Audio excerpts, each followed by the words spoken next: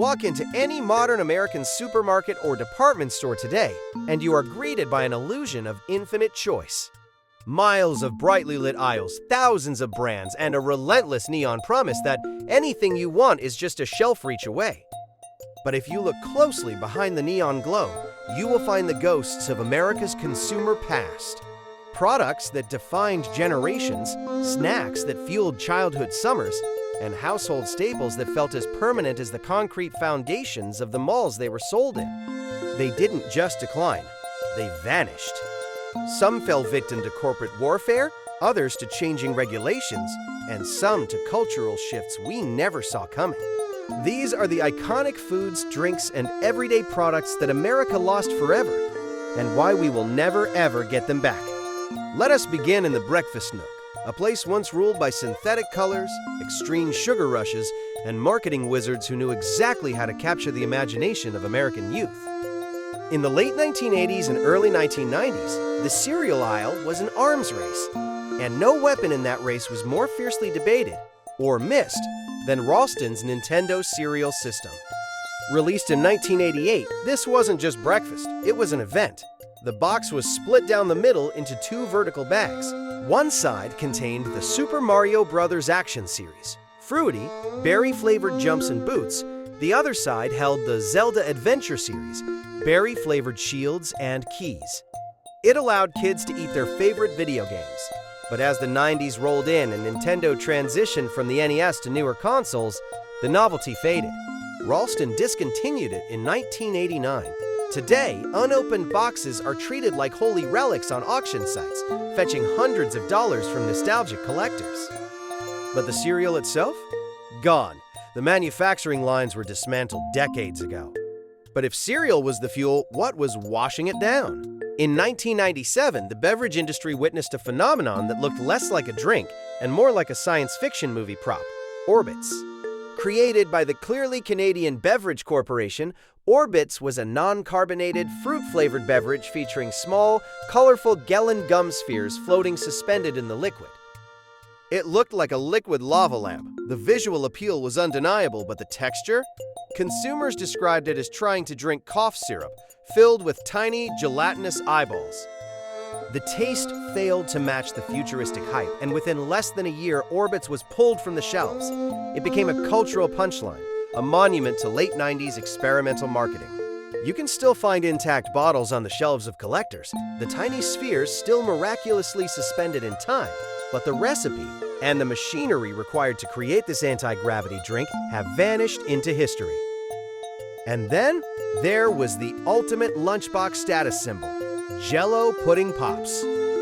Immortalized by massive television ad campaigns throughout the 1980s, these frozen treats were different from ordinary ice cream bars.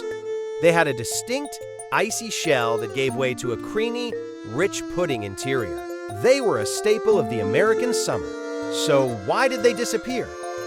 In the early 2000s, General Foods realized that while the product was immensely popular, the specialized manufacturing and frozen distribution network required to make them was incredibly expensive and yielding low profit margins. They licensed the name to Popsicle, but Popsicle changed the recipe, using standard ice cream tech instead of the authentic pudding formulation. Disappointed fans revolted, sales plummeted, and the authentic, original Jell-O Pudding Pop was quietly laid to rest.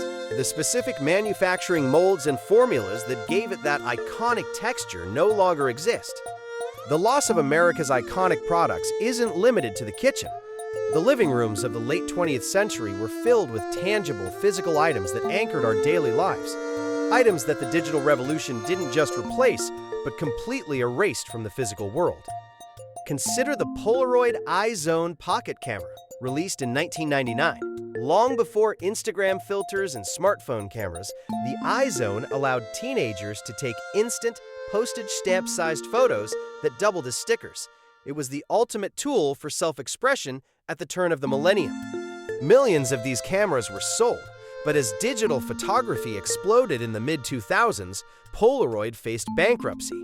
The specialized sticker-backed instant film strips required to power the iZone were discontinued in 2006.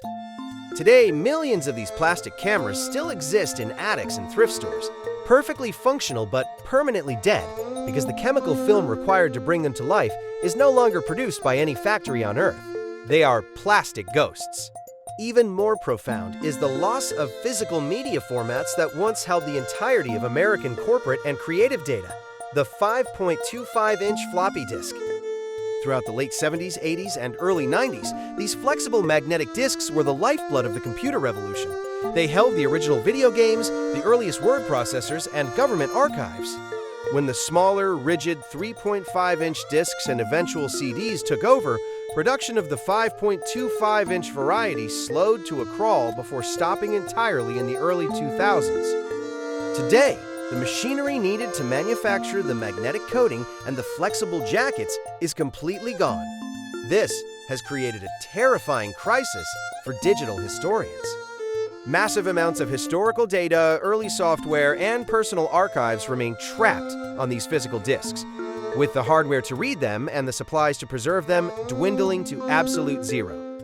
Sometimes products don't disappear because of bad sales or shifting trends. Sometimes they vanish because they are deemed too dangerous to exist.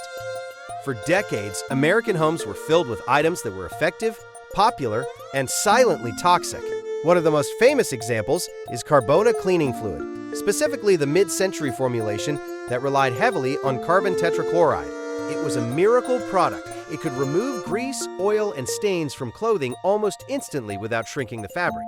Every household had a bottle under the sink. However, science eventually caught up with the miracle. Carbon tetrachloride was discovered to be a potent hepatotoxin, causing severe liver damage and central nervous system failure even through simple inhalation of the fumes. By 1970, the U.S. Food and Drug Administration banned its use in consumer products. The original, hyper-effective version of Carbona vanished overnight, replaced by safer, significantly less powerful chemical alternatives. In the toy aisle, safety regulations took down what is perhaps the most notorious outdoor game in American history, jarts, or lawn darts. Popularized in the 1970s and 80s, jarts were heavy, solid metal, sharp-tipped darts designed to be thrown high into the air, landing in a plastic ring placed on the lawn. It was a staple of American family barbecues. But physics and human error proved to be a lethal combination. The heavy steel darts could easily pierce human skulls. After over 7,000 emergency room injuries and tragic fatalities involving children, the Consumer Product Safety Commission issued a strict, absolute ban on the sale and manufacturing of lawn darts in the United States in 1988. It became illegal to sell them, even at garage sales or flea markets. Factories were forced to destroy their molds. A product that millions grew up playing with became an illicit contraband item, never to be manufactured again. The American identity has always been deeply intertwined with the automobile. The cars we drove reflected who we were, or who we wanted to be. But the highway of American history is littered with automotive brands and specific models that were completely wiped off the map. Consider the tragedy of the DeLorean DMC-12. While pop culture immortalized it as a time machine in Back to the Future, the real-world story was a nightmare of corporate collapse. Manufactured in Northern Ireland for the American market between 1981 and 1983, the car featured iconic gull-wing doors and an unpainted stainless steel body. But production issues, high prices, and the eventual arrest of founder John DeLorean on drug trafficking charges, of which he was later acquitted, doomed the company. Only about 9,000 cars were ever made before the factory was shut down, and the specialized tooling equipment was sold off or destroyed. The dream of the stainless steel sports car died in the cradle, leaving behind a finite number of vehicles that can never be replicated. On a much larger scale was the death of Saturn, a brand launched by General Motors in 1985 as a different kind of car company. Saturns were famous for their dent-resistant plastic body panels, no-haggle pricing, and a fiercely loyal cult following. Owners used to attend annual reunions at the factory in Spring Hill, Tennessee. It wasn't just a car, it was a community. But corporate restructuring within GM, coupled with the economic crash of 2008, forced the giant to kill the brand entirely in 2010. The factories were completely retooled to build other vehicles.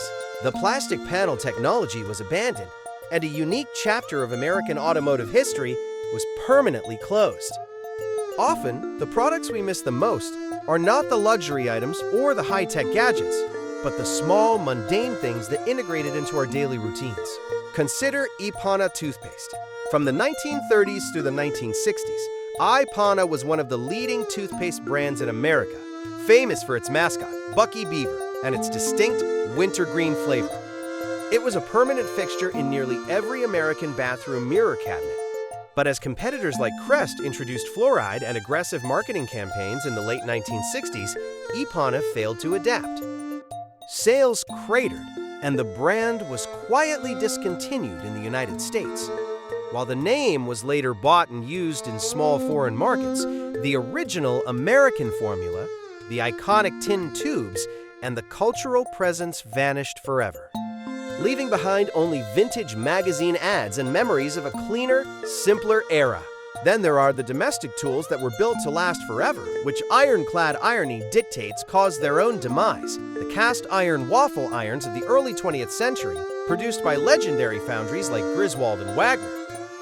These weren't the thin, Teflon-coated electric appliances of today. They were heavy, intricate pieces of industrial art designed to sit directly over wood stoves or gas burners. They produced a waffle texture that modern electric irons simply cannot replicate due to different heat distribution physics. As electricity swept through American kitchens, these foundries shifted production or went out of business entirely. Griswold shut its doors in 1957. The original, hand-poured iron molds and the specific metallurgical secrets used to create that perfectly smooth, non-stick seasoned iron surface are gone. You can find them in antique shops, but the art of making them is a lost American trade. The disappearance of these products is more than just a footnote in economic history, it is a reflection of a changing America. Every time a brand dies, a piece of our shared cultural fabric goes with it. The snacks we ate with our friends after school, the cars our parents drove us to the drive-in theater in, the toys we played with until the streetlights came on. They were the material markers of our lives. Capitalism demands constant evolution, efficiency, and progress. In that relentless march forward, the old must make way for the new. But as we look back at the empty shelves of our collective memory, we realize that progress always comes with a price. These products, these flavors, these tangible pieces of the American dream are gone. They exist now only in old photographs, in dusty attics, and in the memories of those who were lucky enough to experience them before they vanished forever.